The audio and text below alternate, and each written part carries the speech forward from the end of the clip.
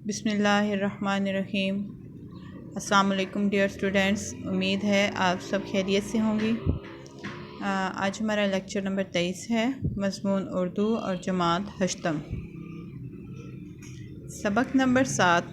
उन्वान है हमारा शहरी दिफा और सफ़ा नंबर 46 से आज हम किताब की मश्क हल करेंगे। सवाल नंबर 1 था 7 हम पहले हल कर चुके हैं। सवाल नंबर 1 में हमने मश्की सवालात हल किए। सवाल नंबर 2 था 7 हम पहले ही हल कर चुके हैं। आज हम अपने लेक्चर का बाकायदा आगाज़ सवाल नंबर 8 से करेंगे और सवाल नंबर 8 जो है आपने अपनी किताब पर ही हल करना है। सवाल नंबर 8 है, ट्रैफिक हादसे या किसी ऐसी हंगामी सूरत में आपको क्या करना चाहिए। जी, इसका जवाब है ऐसी सूरत में ज़ख्मियों को इब्तदाई तिब्बी इमदाद देनी चाहिए। यानी कि बर वक्त हम क्या कर सकते हैं कि अगर हमें कुछ तरीके मालूम हैं तो हम ज़ख्मियों की बर वक्त मदद कर सकते हैं। किसी भी हंगामी सूरत में, जैसे आग लग जाती है या किसी के कपड़ों को आग लग जाती है या कोई और मसला हो जाता है, किसी को करंट लग जाता है, तो हमें क्या उस सूरत हाल में करना चाहिए। ये तमाम चीज़ें आप पहले भी पढ़ चुके हैं और इस सबक में भी आपको पता चली हैं। तो आप किसी को भी इब्तिदाई तिब्बी इमदाद दे सकते हैं। आप इस काबिल हैं, आप इतना कुछ जानते हैं कि आप किसी को इब्तिदाई तिब्बी इमदाद दे सकें। इसके बाद सवाल नंबर 9 है, वाहिद की जमा और जमा के वाहिद लिखें। जी, कुछ अल्फाज जो है वाहिद है और कुछ जमा है, और वाहिद की जमा हम लिखेंगे और जमा की वाहिद लिखेंगे। पहला लफ्ज़ है धमाका, इसकी जमा है धमाके। दूसरा लफ्ज़ है मुलाकात, जमा है मुलाकातें। ये लफ्ज़ जमा है हादसात, और इसकी हम वाहिद लिखेंगे, इसका वाहिद लिखेंगे हादसा। अगला लफ्ज़ है कौम, जमा है इसकी अक़वाम। अगला लफ्ज़ है इदारा, जमा है इसकी इदारे। हरकत और जमा हरकात। यहाँ पे एक लफ्ज़ मिस हो गया, तख्तियाँ, वो भी जमा है और उसकी वाहिद है तख्ती। वो भी आप अपनी किताब पर लिखेंगे और ये सवाल भी आप अपनी किताब पर ही हल करेंगे। इसके बाद अगले सवाल की तरफ आते हैं। सवाल नंबर 10, कॉलम अलिफ को कॉलम बे से मिलाएं। अब यहाँ पे आपकी आसानी के लिए कॉलम अलिफ के साथ कॉलम जीम यानी कि दुरुस्त जवाब जो है मैंने लिख दिया है। आपके पास जो कॉलम बे है आप उसके साथ नंबर भी लगा सकते हैं या उसके जो है सामने लिख सकते हैं कि कौन सा दुरुस्त जवाब है। कॉलम अलिफ देखें, बड़ी मार्केट, और दुरुस्त जवाब है इसका बम धमाका। अस्पताल, अस्पताल को हम मिलाएंगे एमरजेंसी से। मुल्क, मुल्क को मिलाएंगे कौम से। ज़ख्मी, ज़ख्मी को हम मरहम पट्टी से मिलाएंगे। इब्तिदाई तिब्बी इमदाद, उसको हम महकमा शहरी दिफा से मिलाएंगे।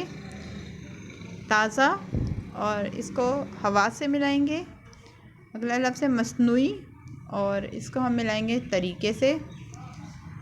आखिरी लफ्ज़ है फ़ोन, इसको हम मिलाएंगे घंटी से। सवाल नंबर 11 है, और सवाल नंबर 11 है कि दर्जल अल्फाज को जुमलों में इस तरह इस्तेमाल करें कि इनकी तस्कीर व तानीस वाज़ेह हो जाए।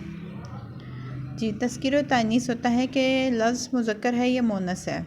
आपको मैंने पहले भी बताया था कि कुछ अल्फाज मुज़क्कर होते हैं और कुछ मोनस होते हैं, और हमेशा उनका अंदाज़ा आपको जब वो जुमले में इस्तेमाल करते हैं तो तब पता चलता है कि वो मुज़क्कर है या मोनस है। अब यहाँ पे देखें, घंटी, घंटी मोनस लफ्ज़ है। देखें यहाँ पे लिखा हुआ है घंटी बजी। ये जुमला पढ़ती हूँ मैं आपके लिए। फ़ोन की घंटी बजी और हामिद ने फ़ोन उठाया। अगला लफ्ज़ है फ़ोन, फ़ोन आज के दौर की अहम ज़रूरत है। आगे है धमाका, मार्केट में अचानक ज़ोरदार धमाका हुआ। ये आपको अंदाज़ा हो रहा होगा कि धमाका हुआ, तो ये मुज़क्कर लफ्ज़ है। कौम, हम पाकिस्तानी एक बहादुर कौम हैं। मुलाकात, आज मेरी मुलाकात पुरानी दोस्त से हुई। शऊर, इल्म शऊर और आगाही देता है। दुश्मन, दुश्मन को कभी कमज़ोर ना समझें। हड्डी, अहमद की टांग की हड्डी टूट गई। जी, अब हड्डी टूट गई तो इसका मतलब है ये लफ्ज़ क्या है, मोनस है। तो आपको जुमले में इस्तेमाल करने से पता चल जाएगा कि कौन सा लफ्ज़ मुज़क्कर है और कौन सा मोनस है। इसके साथ एक और चीज़ वाज़े करती चलूँ कि ज़रूरी नहीं कि यही जुमले जो हैं आप अपनी नोटबुक पर सेम बिल्कुल इसी तरह कॉपी कर लें।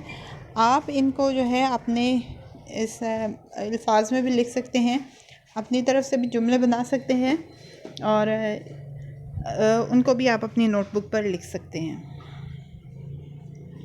सवाल नंबर 12 देखें। सबक शहरी दिफा के मुताबिक तर्ज़ैल सवालात में दुरुस्त और गलत की निशानदेही टिक से करें।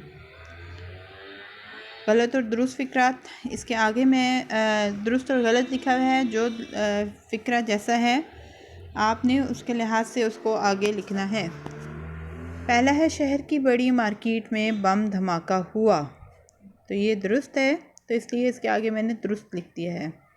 दूसरा है ज़लज़ले की वजह से अस्पताल में इमरजेंसी लगी हुई थी, ये गलत है क्योंकि ज़लज़ले से नहीं थी, बम धमाके की वजह से इमरजेंसी लगी हुई थी, तो ये गलत है जुमला।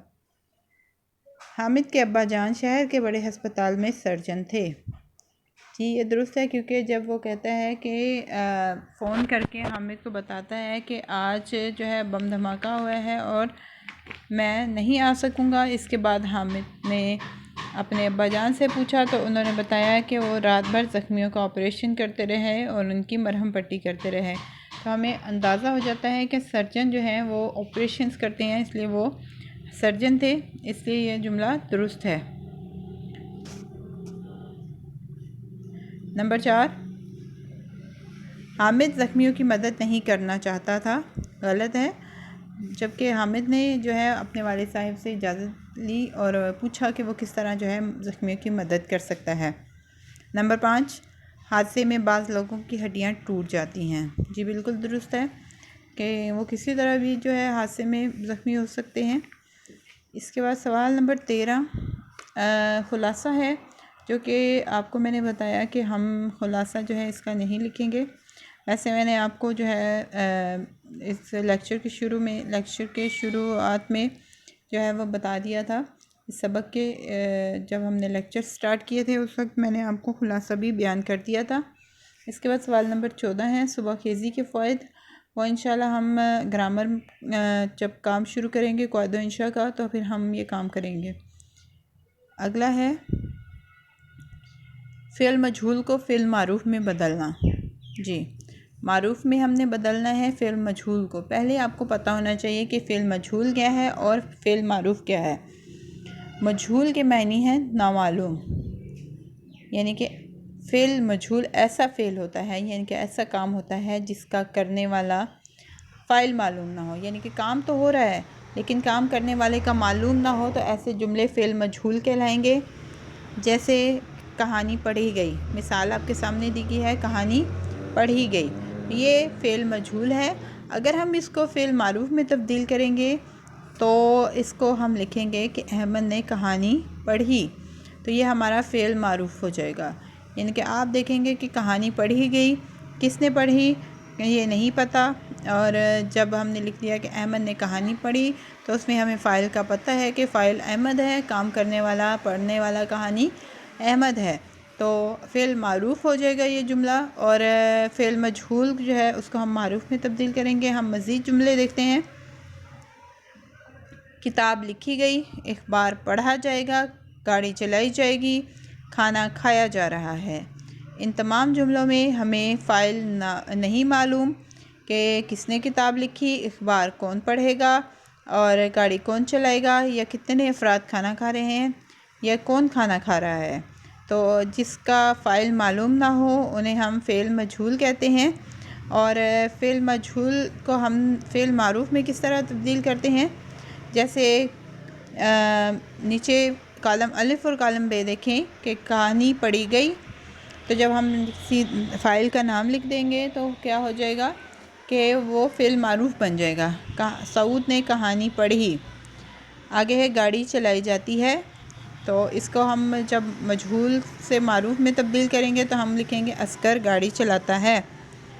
आगे है तनख्वाह में इजाफ़ा किया जाएगा, हुकूमत तनख्वाह में इजाफ़ा करेगी। आगे घर बनाया जाएगा, जमील घर बनाएगा, तो ये फ़ेल मारूफ हो जाएगा। जब हम फ़ाइल लिख देंगे तो ये फ़ेल मारूफ हो जाएगा। आखिरी जुमला है चावल ख़रीदे जाते हैं, तो इसमें हम देखेंगे कि सुहेल और तारक चावल ख़रीदते हैं। एक और चीज़ बता दूं कि जब हम फ़ेल मजहूल को फ़ेल मारूफ में बदलते हैं तो जो ज़माना होता है, माजी है तो माजी में ही तब्दील करेंगे, हाल है तो हाल में ही तब्दील करेंगे, और मुस्तकबिल है तो मुस्तकबिल में ही तब्दील करेंगे। जैसे कहानी पढ़ी गई तो कहानी पढ़ी, ये नहीं कि पढ़ी जाती है या जाएगी, तो आप इसका जो है वो माजी से मुस्तकबिल या हाल में नहीं आ सकते। जिस ज़माने में आपको फ़ेल मजहूल दिया जाए उसी ज़माने में आपने उसको फ़ेल मारूफ में तब्दील करना है। अगर फिर भी अगर ये चीज़ समझ नहीं आती तो आप सवालों के ज़रिए इसको दोबारा भी पूछ सकते हैं। अगला हमारा है तजनीसे मानवी में इम्तियाज़। तजनीसे मानवी में इम्तियाज़। अब ये क्या है कि जब दो जुमले या दो से ज़्यादा अल्फाज इस तरह लिखे गए हों कि लिखने में उनकी शक्ल यानी कि इमला और उनका पढ़ने और उनकी आवाज़ें एक जैसी हों मगर उनके मायनी जो हैं एक दूसरे से मुख्तलिफ हों, तो उसको हम तजनीसे मानवी कहेंगे। जैसे मैंने यहाँ पे मिसाल दी हुई है सोना। सोना जो है अब दो मायने में इस्तेमाल होता है, एक तो नींद वाला सोना होता है और एक सोना जो हम जिसके ज़ेवरात वगैरह बनाते हैं, तो ये दोनों जो है लफ्ज़ बोलने में भी एक जैसे हैं, लिखने पे भी एक जैसे हैं, लेकिन हम इम्तियाज़ इसमें कैसे करेंगे, फ़र्क कैसे मालूम करेंगे। हम जब इसको जुमले में इस्तेमाल करेंगे तो हमें फ़र्क वाज़ेह हो जाएगा। जैसे हम कहते हैं कि ज़्यादा सोना नुकसानदेह होता है, तो ये सोना जो है वो नींद वाला है। और अगर हम लिखेंगे कि सोना बहुत महंगा हो गया है या सोने से ज़ेवरात बनाए जाते हैं, तो इससे हमें पता चलता है कि ये दूसरा सोना है जो कि धात की एक कीमती धात है जिससे ज़ेवर बनते हैं। इसके बाद एक और मिसाल है खोया। एक खोया जो है जो दूध से तैयार होता है, जो कि हम अपनी मिठाइयाँ वगैरह या मीठा बनाते हैं तो उसमें इस्तेमाल करते हैं। एक खोया जो होता है खो देना, ज़ाया कर देना, उसके मायने में आता है। यानी कि एक हम जुमले में इस्तेमाल करेंगे दूध से खोया बनता है, हमें पता है ये खाने वाला और खाने की चीज़ों में इस्तेमाल होने वाला खोया है। जबकि दूसरा खोना क्या है कि ज़ाया कर देने वाला, कि आपने क्या खोया, क्या पाया। तो ये हमें पता चल रहा है कि यहाँ पे ये किस तरह जो है हम इन अल्फाज में इम्तियाज़ कर सकते हैं। अब लिखने में भी एक जैसे हैं, बोलने में भी एक जैसे हैं, और इनमें सिर्फ फ़र्क हम कैसे मालूम कर सकते हैं जब हम इसको जुमले में इस्तेमाल करेंगे। उम्मीद है कि आपने इस सबक से बहुत कुछ हासिल किया होगा, बहुत मालूमात आपने हासिल की होगी, और आप जो है इस जब भी किसी ज़ख्मी को, किसी भी शख्स को आपकी ज़रूरत होगी तो आप उसकी मदद ज़रूर करेंगे। और अपना ख़्याल रखें, अपने घर वालों का ख़्याल रखें और अपने कीमती रिश्तों का ख़्याल रखें, क्योंकि ये रिश्ते जो हैं आपकी जो है ज़िंदगी में रंग लाते हैं। जो आपके बड़े हैं उनकी इज़्ज़त करें और जो छोटे हैं उनसे मोहब्बत करें, शफ़क़त करें, और यही मोहब्बत और शफ़क़त आपको रिटर्न में मिलेगी, आपको दोबारा मिलेगी, क्योंकि जब आप जो चीज़ देते हैं वही दोबारा आपको मिलती है। और अच्छे काम करें और दूसरों को भी अच्छे काम करने की तरग़ीब दें, तलकीन करें। इन अल्फाज के साथ मैं इजाज़त चाहूँगी। उम्मीद है आपको सब काम अच्छे तरीके से समझ आ गया होगा, और आपने सिर्फ़ जुमले जो हैं वो अपनी नोटबुक पर लिखने हैं, बाकी तमाम काम जो है अपनी किताब पर हल करना है।